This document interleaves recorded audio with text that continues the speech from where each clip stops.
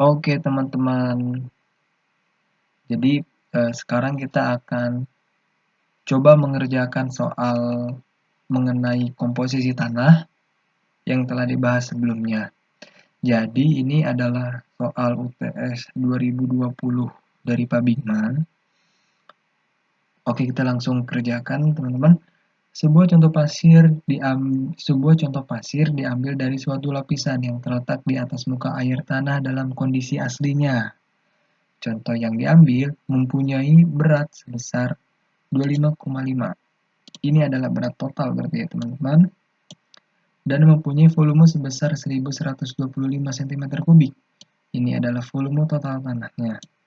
Contoh tersebut kemudian dikeringkan di dalam oven dan diperoleh berat keringnya sebesar 22,5. Karena dikeringkan berarti berat airnya hilang. Berarti ini tersisa tinggal berat solidnya. Spesifik gravity dari tanah tersebut diketahui sebesar 2,6 dan gamma airnya adalah 10. Oke, pertanyaan yang pertama. Untuk contoh pasir yang terletak di atas muka air tanah. Tentukan unit weight-nya, water content, void ratio, degree of saturation, air void content. Nah, yang B, contoh pasir terletak di bawah muka air tanah. Hitunglah water content dan saturated unit weight. Oke, kita kerjakan teman-teman untuk bagian yang A. Unit weight atau gamma. Nah, seperti yang telah dibahas sebelumnya bahwa gamma merupakan perbandingan berat tanah total dengan volume tanah total. Berat tanah dan volume tanah total telah diketahui di dalam soal. Berarti tinggal masukkan angka-angkanya ke dalam rumus ini. Dan biasanya berat volume atau unit weight ini biasanya dalam satuan kilonewton per meter kubik. Oleh karena itu kita rubah satuannya yang asalnya newton menjadi kilonewton dan centimeter kubik menjadi meter kubik. Oke, sehingga didapat nilai gamma atau unit weight sebesar 22,67 kilonewton per meter kubik. Selanjutnya, water content. Nah, water content merupakan perbandingan berat air dengan berat solid. Nah, di soal tidak diketahui berat air. Oleh karena itu, berat air kita cari dengan rumus berat total dikurangi dengan berat solid. Nah, berat total diketahui sebesar 25,5, sedangkan berat solid adalah 22,5 atau berat keringnya. Dibagi dengan 22,5 sehingga didapat 13%. Oke, selanjutnya void ratio. Void ratio merupakan perbandingan antara volume void dengan volume solid. Di dalam soal, volume void tidak diketahui. Oleh karena itu, volume void kita cari dengan rumus volume total dikurangi dengan volume solid. Nah, volume solid ini bisa kita cari teman-teman menggunakan rumus ini ya. Ini adalah rumus yang berasal dari gamma S sama dengan WS per VS. Oke, nah WS sudah diketahui di dalam soal, yaitu sebesar 22,5. Nah, gamma S bagaimana? Gamma S ini kita rubah ke dalam bentuk seperti ini. Kita tahu bahwa GS adalah perbandingan antara gamma S dengan gamma W. Maka gamma S merupakan GS dikali gamma W. Oke, seperti ini teman-teman.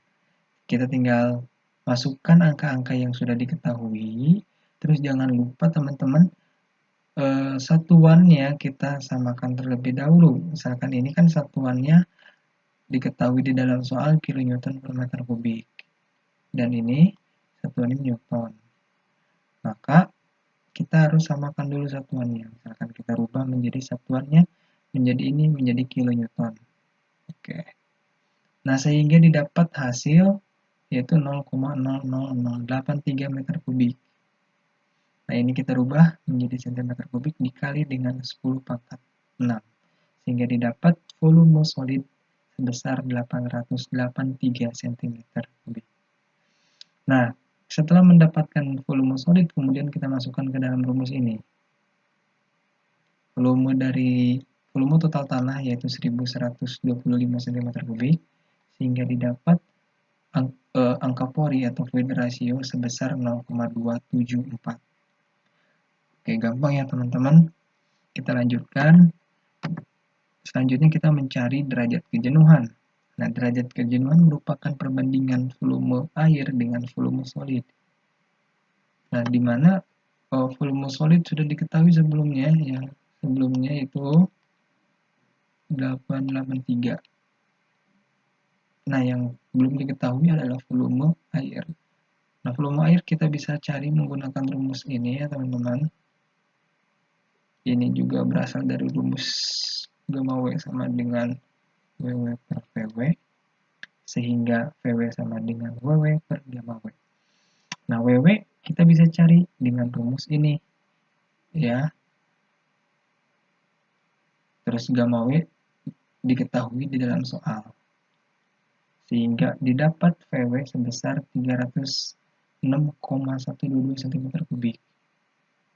Maka derajat kejenuhan adalah 306,122 dibagi dengan 883 dikali 100 persen, didapat 34,6%. Oke, selanjutnya air fluid content. Nah, ini sebenarnya rumus ini akan disampaikan pada bab pemadatan tanah, karena ini berhubungan dengan pemadatan tanah rumusnya. Nah, pemadatan tanah. Oke, saya akan jelaskan singkat bahwa pemadatan tanah merupakan usaha untuk memperkecil jarak antar partikel tanah dengan cara menghilangkan udara di dalam pori-pori tanah. Jadi semakin gede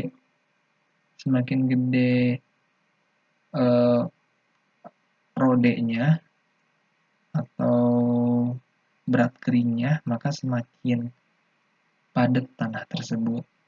Oke, dari sini kita tahu nih rode itu merupakan gamma D dibagi dengan G. Gitu. Nah, gamma D merupakan WS dibagi dengan volume total. WS diketahui, volume total diketahui, sehingga rode bakal diketahui. Sehingga rumus AV bagaimana?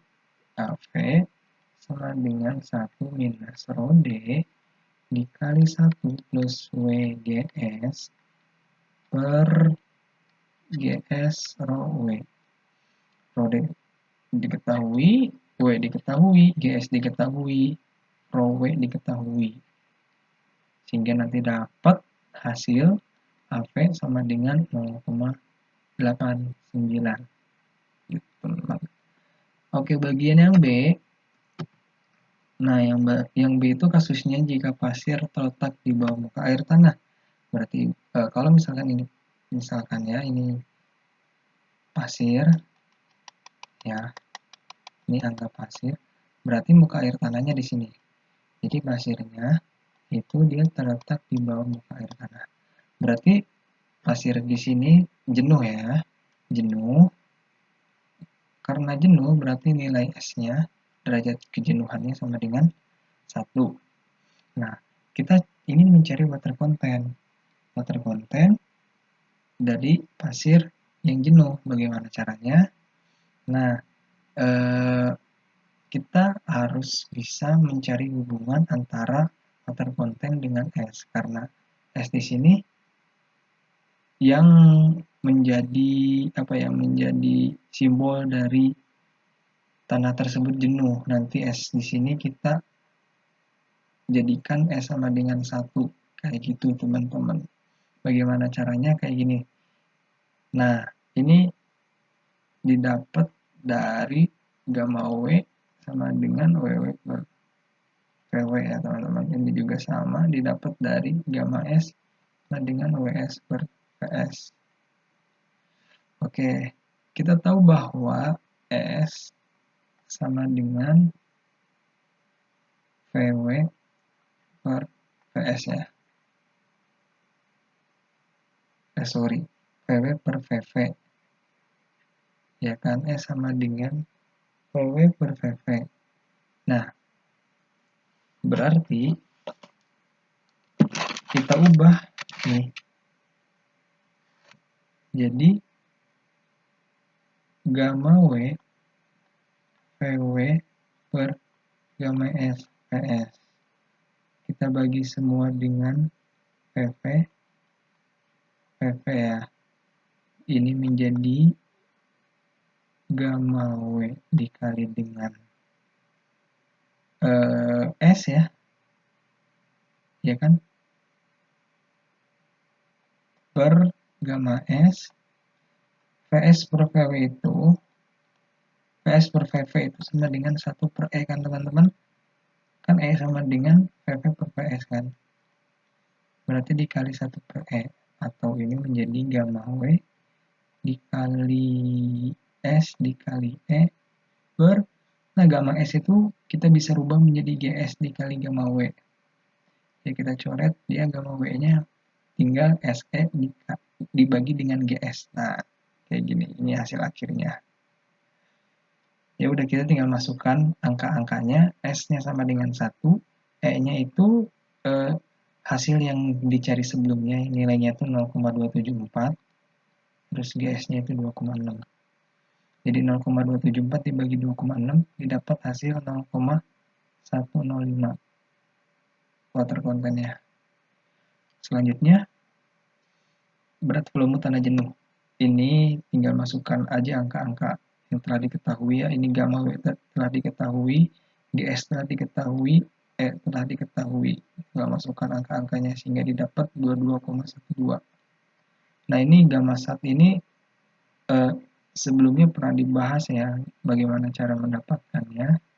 Misalkan teman-teman ingat-ingat lagi rumus-rumus yang telah dibahas sebelumnya, karena rumus-rumus itu penting untuk kedepannya. Terus soal selanjutnya adalah UTS Pasugeng 2016.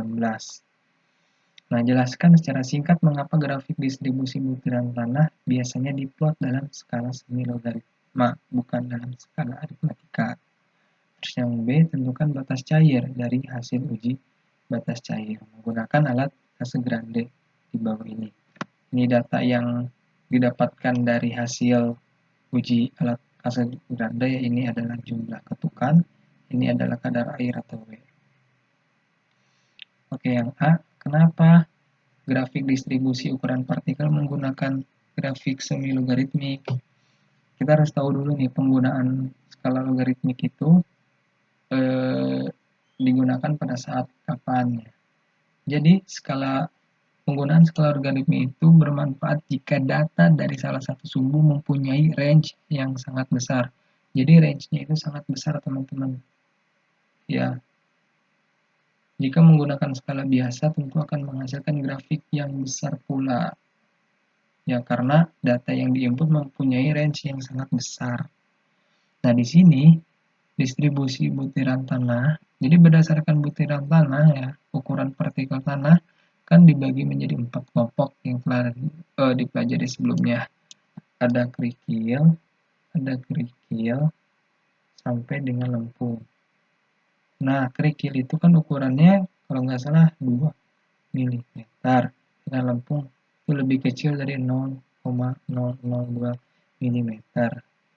Ini lebih besar dari 2 mm, lebih kecil dari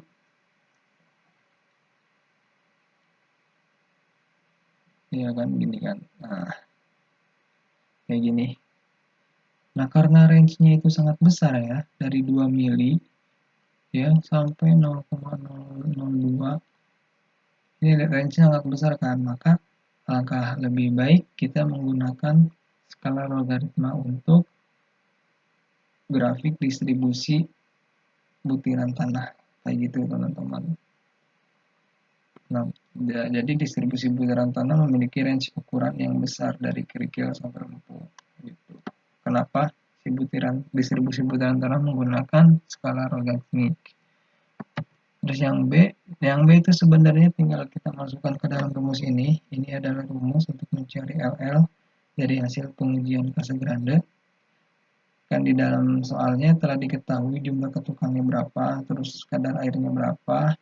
Nah, terus tan betanya di sini yang telah diketahui sebelumnya bahwa tan betanya itu nilainya 0,123. Tinggal masukkan rumusnya sehingga didapat LL dari masing-masing percobaan. Oke. Jadi untuk bab 1 telah selesai. Ya, jadi teman-teman jika ada pertanyaan tentang bab 1 bisa teman-teman tanyakan ya melalui akun IG saya ini.